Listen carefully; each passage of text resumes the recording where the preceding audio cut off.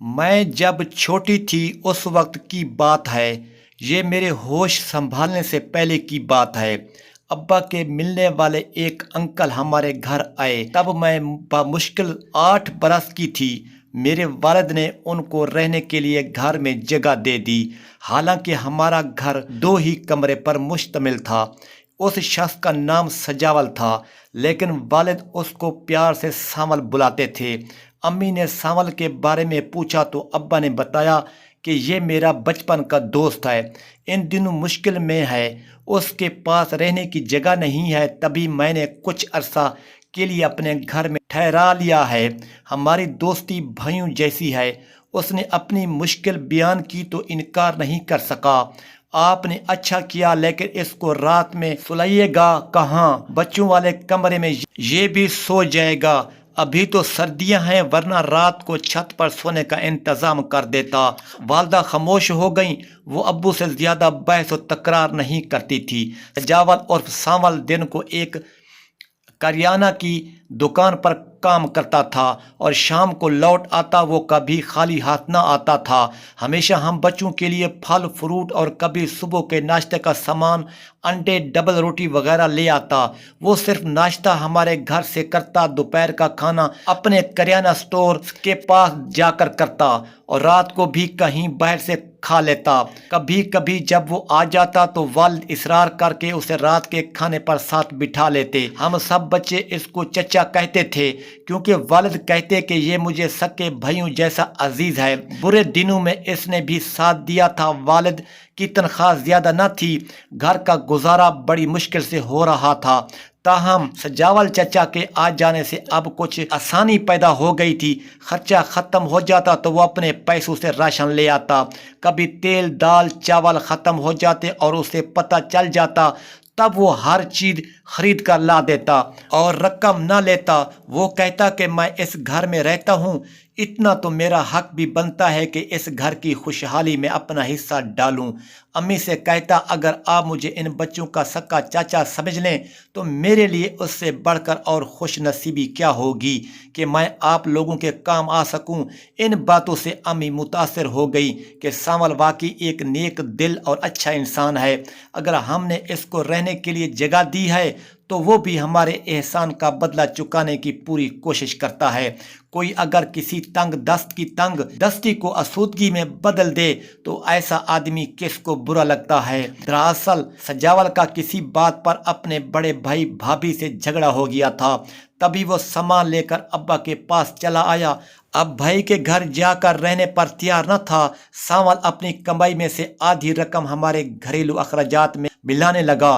तभी मिलजुल कर अच्छी गुजर बसर होने लगी। माली लिहाज से मेरे वालिदैन को भी सहूलत हो गई। कुल 6 बहन भाई थे, सभी मुझसे छोटे थे। ये नादानी का वक्त था। मुझे सावल चचा अच्छे लगते थे। वो पानी लाने को कहते या कोई काम कहते तो मैं दौड़ कर देती, क्योंकि बच्चे खाने पीने के शौकीन होते हैं। सावल चचा करियाना की दुकान पे काम करता था और हम सावल की दरिया दिली से बहुत खुश रहते थे, जो हमारे लिए तकरीबन रोज़ाना बिस्किट, टाफियाँ या कुछ ऐसी चीज़ें लाते जिनको बच्चे पसंद करते हैं। अम्मा भी इतराज़ न करती कि वो उनको अपने घर का एक फर्द मान चुकी थी। एक कमरे में हमारे वालिदैन सोते थे, दूसरे में हम सब बच्चे ज़मीन पर सो जाते थे। कमरे में एक चारपाई थी जो सावल चचा को मिल जाती थी। अब तो उस शख्स को चचा कहने भी शर्म आती है, लेकिन ये रोदाद उस वजह से लिख रही हूँ कि वो वालिदैन जो गैरों पर भरोसा कर लेते हैं मेरी ज़िंदगी से सबक हासिल करें। ये एक हकीकत है, कोई माने या ना माने, दुनिया में कोई किसी का नहीं होता। अपने गैर तो बन सकते हैं, लेकिन गैर अपने नहीं बन सकते। बच्चे दिन भर खेल कूद से थक हार कर रात को गहरी नींद सोते हैं। हम भी फर्श पर लाइन से गद्दा बिछाकर बराबर बराबर सो जाते थे। मैं स्कूल जाने के अलावा अम्मी के काम भी करती थी, लिहाजा थक जाती। रात को फिर ऐसी गहरी नींद आती कि किसी बात का होश न रहता। चौथी जमात की बच्ची को भला किस बात का होश होता है। तभी जब मेरे बहन भाई सो जाते, रात को ये शख्स मुझे उठाकर अपने साथ चारपाई पर लिटा लेता। मुझे किसी बात का मतलब समझ में ना आता। मुझे तो नींद आई होती, जल्दी सो जाती। मैं कभी सो जाती, कभी जाग जाती। फिर वो मुझे पैसे मिठाई दे दिया करता और कहता किसी को ये बात ना बताना। वो ना भी कहता तब भी मैं किसी को क्या बताती, जबकि मैं खुद भी ये बात अच्छी तरह नहीं जानती थी कि मेरे साथ क्या हो रहा है। वक्त गुजरता गया, यहाँ तक कि मैंने होश संभाला, तब भी उसकी आदत न गई। अब फ़र्क ये था कि साथ में वो उल्टी बातें भी शामिल हो गई थीं। कभी ये बातें मेरी समझ में ना आईं। जिस चारपाई पर सामल सोता था, उसके आने से कबल ये चारपाई मेरी थी और मैं इस पर सोया करती थी, जबकि मेरे छोटे बहन भाई फर्श पर बिछे गद्दे पर सोया करते थे। एक दो दिन तो मैंने ज़मीन पर सोने में बहुत बेचैनी महसूस की थी। दिल में गुस्सा भी करती थी कि कम वक्त कहाँ से आ गया जो मुझे अपनी चारपाई से महरूम होना पड़ा। सामल रोज़ाना बहुत सुबह उठ जाता और उठकर बाहर चला जाता। तब अपनी चारपाई पर पड़े रहना मुझे बहुत सुकून देता। मुझको ये ख्याल ना आया कि यह सब कुछ मेरे हक़ में बुरा है और मैं खसारे में पड़ी हूँ। हम बच्चों के कमरे के साथ थोड़ी सी ज़मीन थी। सामल ने अब्बा को सलाह दी कि अगर तुम बुरा ना मानो तो इस पर 4 दीवारी बनवाकर कड़ियों की छत डलवा दूं। छत, खिड़कियां, दरवाजे सब बहुत कम पैसों में बन जाएंगे। मजदूरी मैं खुद कर लूँगा। अब्बू उसके खुश हो गए।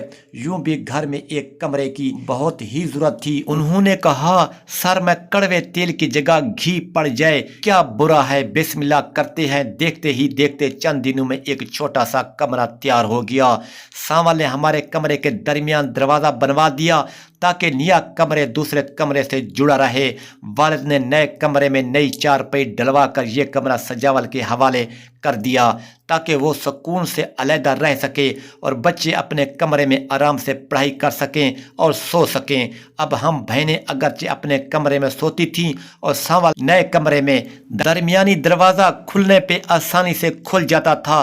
तभी जब मेरे वालिदैन और बहन भाई सो जाते तो ये शख्स चुपके से हमारे कमरे में आ जाता। अब मुझको कुछ समझ आ गई थी। मैं उसे कहती, चाचा हमारे कमरे में रात को ना आया करो, वरना मैं अब्बा को बल्कि मेरी बात का यकीन करेगा, क्योंकि आपके अब्बू को मुझ पर भरोसा है, क्योंकि मैं उसको अपनी आधी तनख्वाह देता हूँ। मैं कह दूंगा कि तुम खुद आती हो, क्योंकि तुम लोग रोज़ाना मुझसे चीज़ें लेने का कहते हो और मैं लेकर देता भी हूँ। किसी महीने तो मैं पूरी तनख्वाह दे देता हूँ। मैंने सामल को कहा, आज के बाद हमारे लिए कभी कुछ ना लेकर आओ तो तुम बहुत गुस्सा करती हो और नाराज़ हो जाती हो। सामल उसकी बातें करके मुझे डरा देता था, लेकिन मैं भी डर जाती थी, क्योंकि उसने मुझे बहुत नासमझी की उम्र से दबका लिया था। तो मैं उससे डरती भी थी और फिर मेरी एक ना चलती 9 बरस की हो गई थी। ये शख्स हमारे साथ रहा और अपनी आदत से न हटा। इधर मेरे वालिदैन उसकी खैर खाई में फिक्रमंद रहते थे कि कब तक सामल कुंवारा रहेगा। अब उसकी शादी करवा देनी चाहिए ताकि उसका घर बस जाए।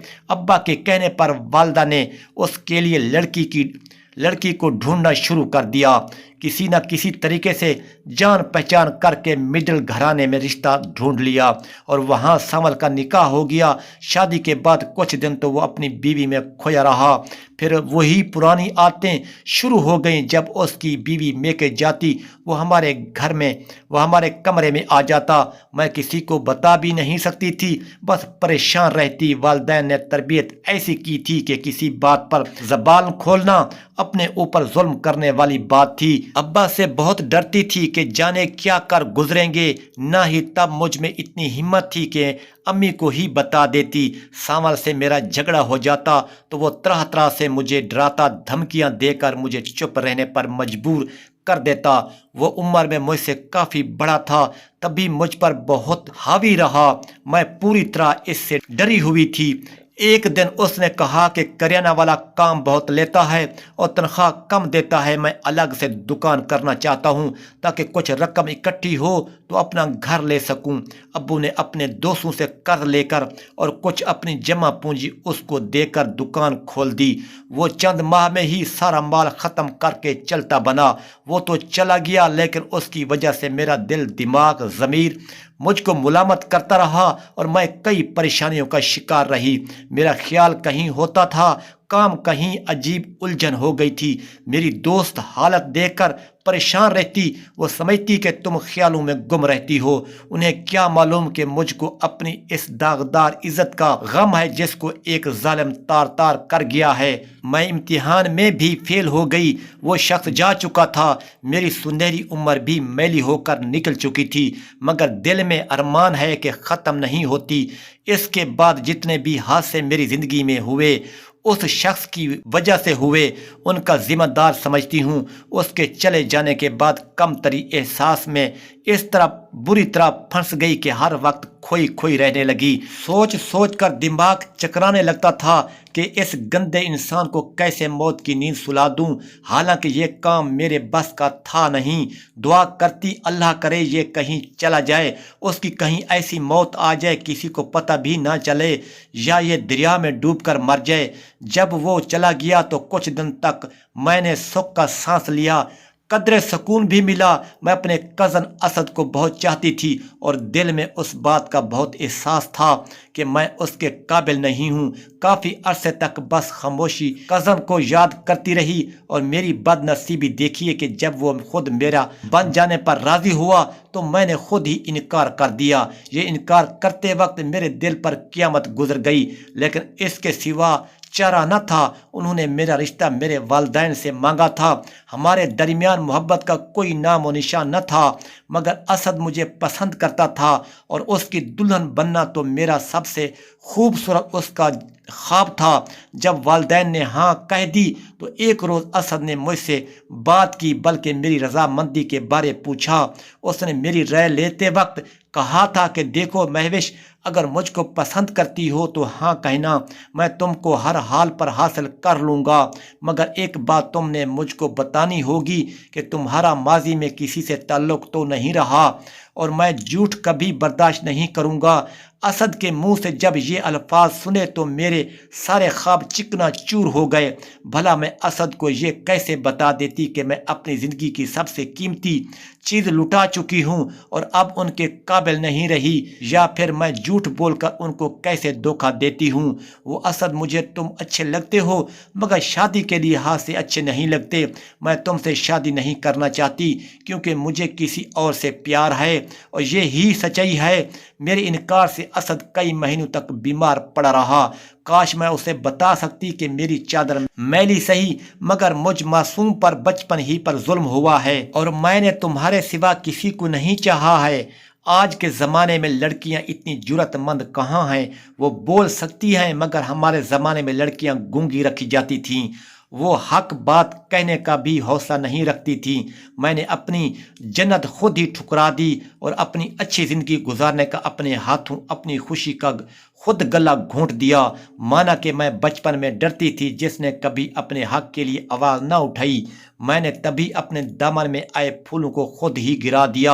اقرار ہے کہ میں نے غلط کیا، مگر میں اور کیا کرتی، اسد کا مزاج سمجھ لیا تھا۔